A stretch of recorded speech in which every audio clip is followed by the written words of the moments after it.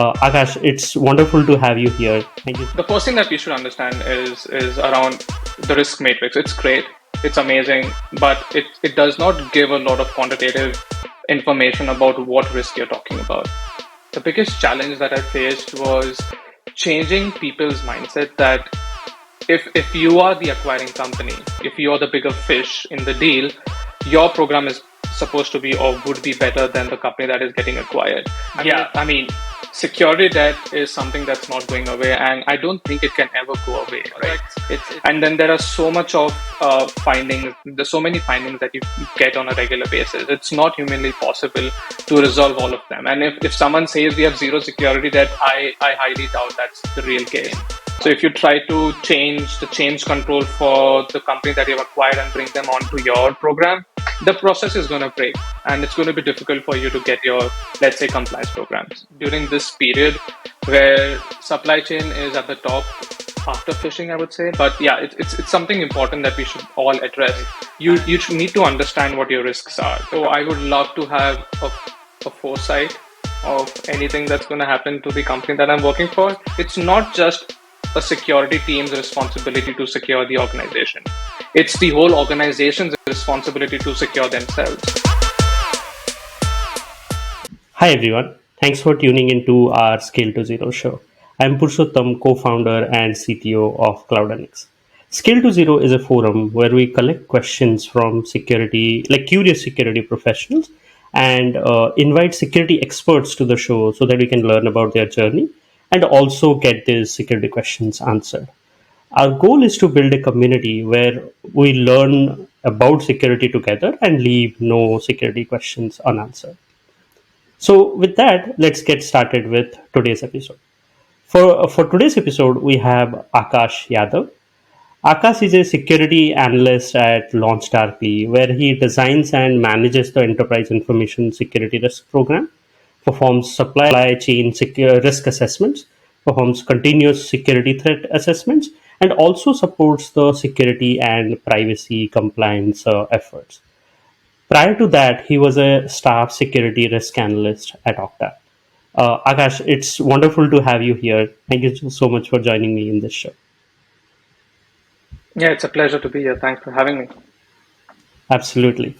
So the way we do the show is we have two sections. The first one is focused around security questions, and the second one is around the rapid fire. So let's start with the first section, which is focused on the security questions, right? And I want to start the discussion with security risks and how those are measured, right? So most organizations follow a risk matrix based approach with two dimensions. One can be probability of the risk, and the other is the impact of that risk, right? And it's sometimes feels incomplete because there can be multiple security risks which fall into the same category. Let's say you have multiple criticals or multiple highs, and prioritization in that case can be a challenge. So according to you, like, how should organizations quantify their risks, and how should they use that for their prioritization? Yeah, that's a really good question and a question that is really close to what I do on a daily basis. Uh, so the first thing that we should understand is around the risk matrix. It's great, it's amazing, but it does not give a lot of quantitative information about what risk you're talking about. Like you said, it's likelihood versus probability, right? So I mean, the impact, what's going to Mhm. happen, and how is it going to impact us? When we say for a particular vulnerability or a finding or a particular risk that we have identified in the organization, it's a high risk. What does the high mean, Mhm. right? That's the quantification that's missing in what I think is missing in the current two level or the uh, 2 degree matrix, where Mhm. we do not really get a lot of information about what's a high, what does high mean. So for me, the way I have spoken about this, the way I try to use it is a little bit of modification. Still, you can use it in a 2 by 2 matrix or a 3 by 3 matrix, but adding more information, right? So there's a book, How to Measure Anything in Cybersecurity, that I really loved reading. It was recommended by my current manager, and it fortified a couple of thoughts that I always had. Like when you there are situations in which people say, hey, you know what, we have identified this risk, but we cannot really pinpoint what's the impact because we don't have enough information. I Right. mean, that's not really true. You always have information. You always know that something is a high because of a particular reason. How did you decide it's a high, right? Uh, the way I look at it is reducing the unknown, as also stated in that book. You reduce your unknown by getting a little bit of more information and creating probabilities and plotting the probabilities over the occurrence of at a particular time period.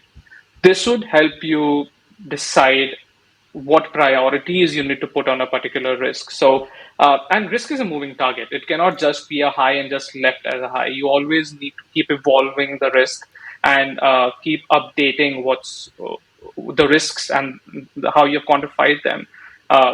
That's I think what's missing, and what's important for organizations to understand is uh, risk being classified as a high does not give a lot of value. You need to add more quantification tools, like Hmm. what's the impact over a particular time period?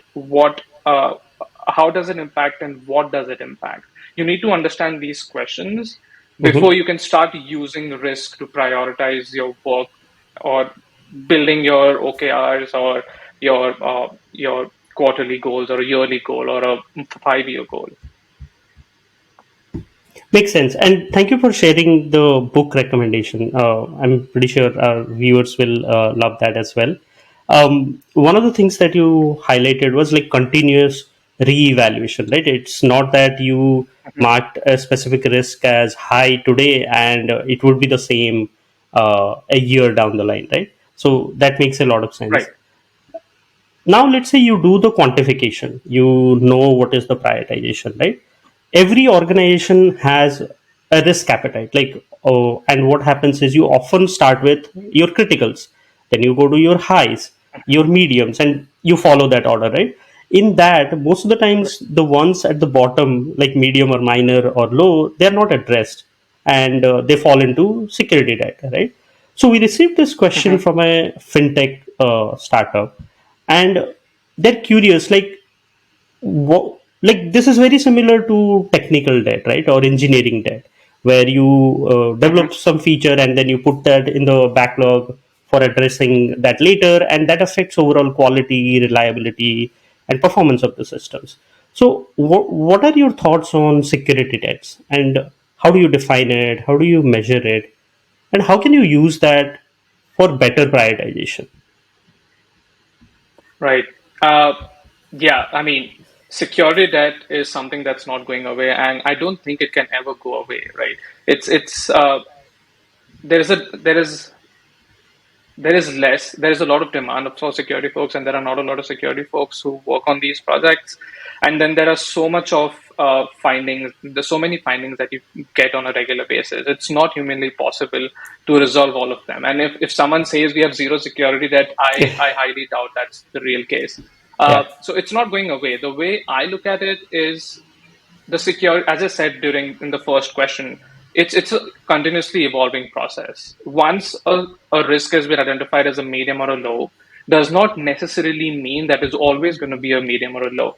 So if you talk about engineering, if a particular feature is put in a backlog because or a debt or technical debt, it could be because five out of the 1,000 customers asked for it. But what if in the future that feature is now being requested by 50% of your customer base? So you Right. change and you bring that debt up, right? So Hmm. similarly in security debt, you've got to continuously evolve and continuously keep checking the debt that you have created, right? As I said, it's not going to go over, it's not going to go like to a zero ever. Hmm. But you got to continuously keep looking at your debt and making sure that there is nothing that's changed in the environment in which you operate, because of which probably a medium became a high. And Right. a lot of times it does happen that you have put a vulnerability in a low because of a particular situation, but then the technique used for that particular vulnerability is now being actively exploited. You should go back and bring it up and make sure you do a reanalysis or reassessment of whether that actually is still a medium or still a low, and then bring it up. So that's my take on security debt. And yeah, keep going back, making sure that the security debt actually is something that you do not, before which the risk is pretty low. Hmm. And I think one of the things that you touched on, and which is very true for not just security debt, right? Even for engineering debt, is you will never get that to zero.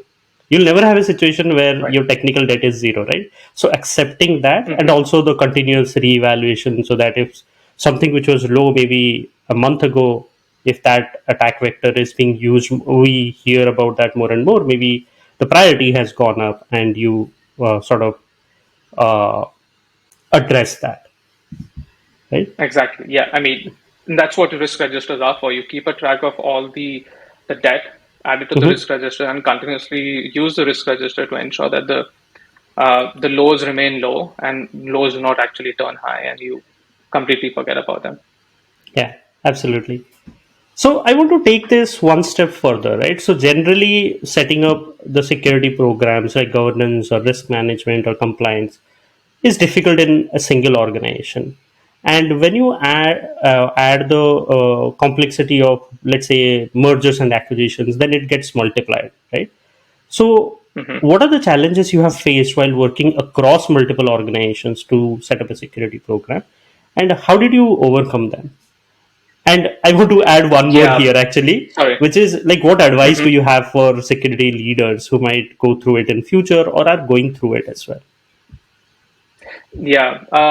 So the biggest challenge that I faced was changing people's mindset that if you are the acquiring company, if you are the bigger fish in the deal, your program is supposed to be or would be better than the company that is getting acquired. I mean, it Correct. could be the case, but you also got to be open that it probably isn't the case, or maybe so it's basically opening up to the idea of you will probably learn a little bit more from the organization, and you probably also need to adjust your programs to ensure a smoother transition of their company into yours.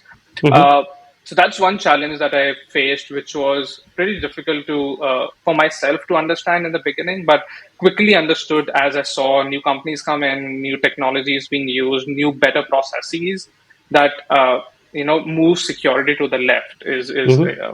what I would like to say. Uh, the recommendation that I would have for individuals who are getting into security M&A or integrations on a broader term would be keeping an open mind and not expecting the company to fit 100% into your process from day one. It's not going to happen. It never happens. And if you try to do it, you're probably missing a lot of things. It's coming from experience. And I'm not just talking about something that I've read somewhere. It's coming from experience. The first assess the M&As that I did, I expected them to match completely to the program that we already had, which at the end we had to change the approach and we had to decide to let them run parallel till the time we Mm-hmm. could actually merge the two programs together to make the program better. That's the idea that M&A should have. You should make the overall security program better for both the companies. It's not that you're moving one company up and you're letting the other company stay at a particular level. Evolve both of them together, and it will be a successful security program coming out of a merger and acquisition. Makes sense. I think the highlight for me is the mindset, right? Like, you should not have a mindset that a company which is getting acquired will its program will be overridden entirely. Rather, it's more of a collaboration between maybe both the organizations to find the best security program, right? Which will work for both Right. the Hmm. organization. Yeah. Uh, Yes, and this especially if people want example change controls, right? Change mhm. controls at different organizations are always different. They're never the same. So if you try to change the change control for the company that you've acquired and bring them onto your program, the process is going to break, and it's going to be Yeah. difficult for you to get your, let's say, compliance programs. Makes sense. Yeah, often, and even I feel it is the same with like engineering as well, right? That processes would be Hmm. different between organizations, so there would be like your mindset, having a learner's mindset, and having that mindset will definitely help when you are going through Yeah, it. One of the things that you absolutely. highlighted, right, like shift left when it comes to security. So my next question Hmm. is around that. adoption of open source software has been there for last decade or so. But Hmm. recently, it has received a lot of attention, especially around supply chain security. After the attacks on SolarWinds or Twilio or PyPy, and there are many more, right? So we got this question from a first time security leader who is curious, like how should they tackle the challenges with supply chain security, and where should they get started? Yeah, so this is a really good question, especially as I said during this period where supply chain is at the top after phishing, I would say. But yeah, it's something important that we should all address. And let's address the elephant in the room. We do not do a really good job at doing that. I mean, uh, open source softwares are great. They are amazing. It's good to have open source software that gives power to individuals to manage rather than having enterprises managing those applications. Uh, Right, the risk is significant because it's definitely in your critical infrastructure. Most of the times, these open sources, uh, and it's more about getting the mindset. Again, it's all about the mindset. It's not just a security team's responsibility to secure the organization. It's right, the whole organization's responsibility to secure themselves. So when an engineer wants to use an open source software, it needs to be reviewed to ensure that it has proper support, it is maintained regularly, and it is a good community supporting it, rather than just one individual who could probably, you know, go rogue. decide to stop, go rogue, stop supporting it, Yeah. or or just stop the enterprise, the software itself. Just delete the Hmm. source code. No one's stopping them, right? Yeah. So those are the things that you should definitely look at, and keeping an eye on updates. It's one of the things that is really important in open source softwares, because most of the times these are not auto updates. These are updates Correct. that you go to manually set up in. So, for example, change the version, update the version, get the most recent version, and keep an eye of the changes that are happening in the version, right? Hmm. Hmm. And have a proper change management control that reviews the update that you're doing. So it's an amalgamation of all the controls that you can build around supply chain. It's not Hmm. one control that's just going to be like, hey, you know what, we are, and you cannot ask an engineer not to use uh, open source. I mean, if you do that, you're restricting the growth of your organization as a Yeah. whole. So Right. that's my recommendation: is allow it, but be vigilant on what you're allowing, and make sure you continuously keep an eye on what's happening with that tool. Just don't install and forget about it. If you're doing that, God bless. Yeah, so continuous review of it, and also having those metrics, right? The support system and the community, those are important when you are let's say open source library, and also continuously reevaluating them so that you are in you are using a safe code, and also you're in safe hands, right? Right. Makes sense. Um, so one of the things that you also mentioned as part of the response is there are two major trends in a way going on in cybersecurity now. Is one is the phishing attacks, and the other one is supply chain security, right? And with these, now most of the security folks have sort of woken up, and they have started taking these seriously as well, right? But when we Mhm. speak with organization, there we see that there are basic mistakes still being made. You might have observed them as Mhm. well, right? So there are few questions here. One is, what is one thing that organizations are doing wrong and they are not aware of it? What is one thing Mhm. organizations are doing wrong and they're aware of it, but they are not addressing it? And the third one Mhm. is one thing that organizations are doing wrong, but they think they will not get caught or they can get away with it. Yeah, that's a good question. It makes me think for a second, but the way I look at it is I can use one instance and answer all of these three questions: is security compliance programs. Hmm. There are organizations who use security compliance as the framework or a backbone of building the security programs. They probably, maybe this is more in line with the second question, is probably they know about it, but they're like, okay, let's not fix it because it's working.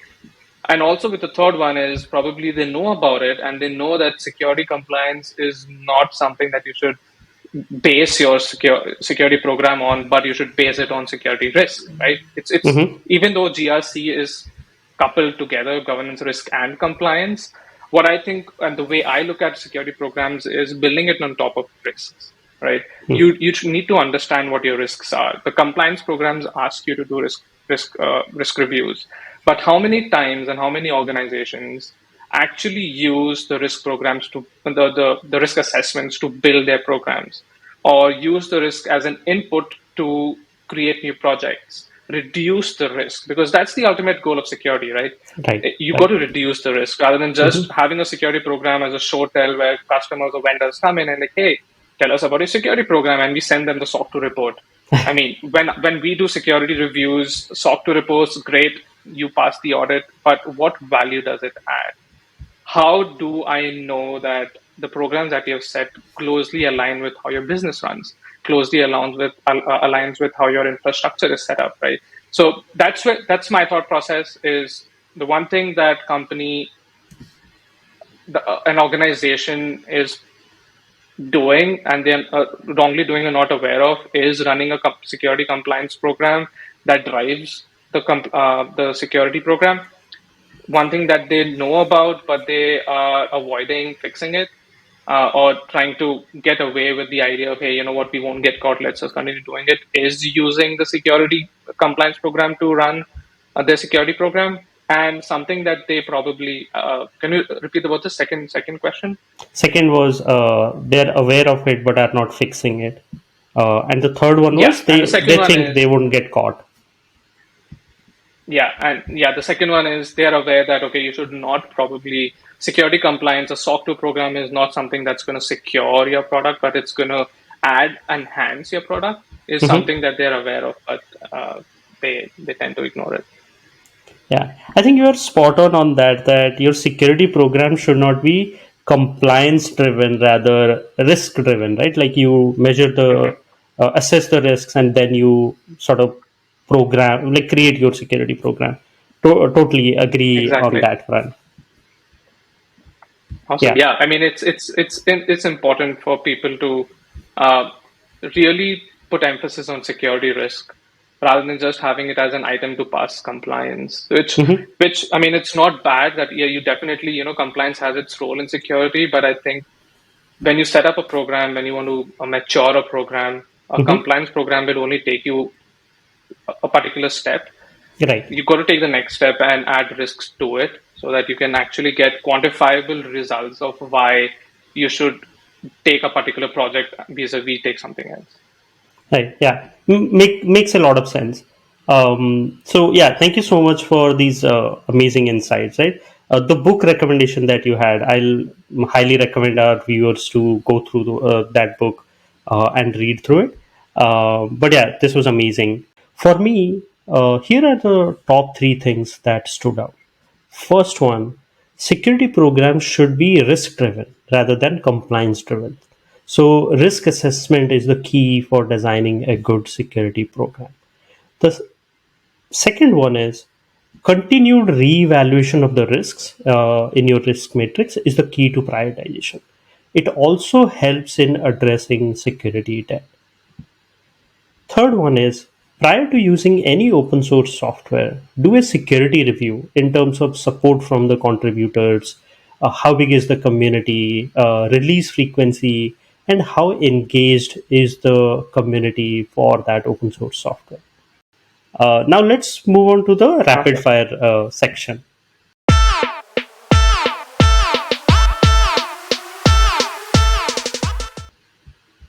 Great. Looking forward for it. So the first question is a one-liner code that keeps you going. A one liner that keeps me going is, and I believe in this, is creativity is great, but you get your technique right first. Like you can go creative how much ever you want, but if your technique if you don't understand the underlying technique of Mhm. how to get to something good, you're not going to grow. So that's what I believe in. Even when, for example, running the risk programs, I've creatively grown because I feel I understand how risks should be quantified or how risks should be used to run a program. No, I love that. Technique is more important than creativity. If you were a superhero of cybersecurity, which power would you choose to have in you?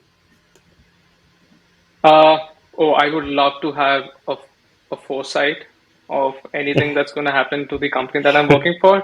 That would save a lot of heartburn to a lot of people and a lot of departments for sure. I think everybody would want that power of the fortune. Yeah. Yeah, makes sense. What's the biggest lie you have heard in cybersecurity? That we have zero security debt. No, I'm kidding. It's the biggest lie that I've heard is that our security program is perfect. A security Yeah, program can never be perfect. There are always going to be situations where you can leak, or attackers are getting really smart. They can get in and cause havoc in the organization. yeah, and there can be new attack vectors which come up every day, right? Absolutely. So you can never be 100% Yeah. secure. Makes sense. Which Yeah. animal from Animal Kingdom do you relate to the most? uh, I relate to an otter the most. I like to have fun wherever I do, whatever I do. And otters, if you look at them, they're having fun. They're going around, tumbling under in the water, and literally living a great life. I love that doing that, and I recommend all my colleagues to do that as well. It's life is short, have fun, and enjoy what you do. Makes a lot of sense. The last question is, what advice would you give to your 25-year-old self starting in security, and why?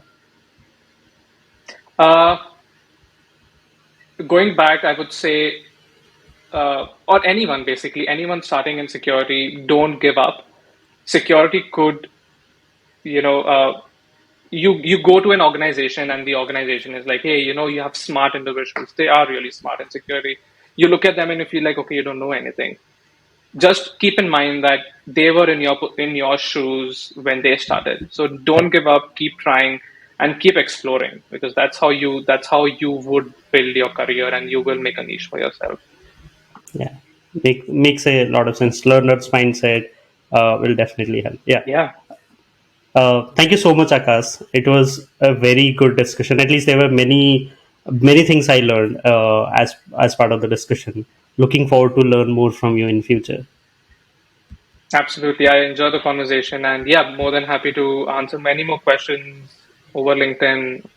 Happy. It's just I like helping people, and thanks for having me. I think this is a really good platform to help people.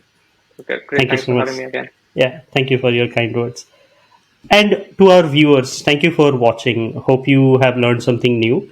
If you have any questions around security, share those at scale20.com. We'll get those answered by an expert in the security space. See you in the next episode. Thank you so much.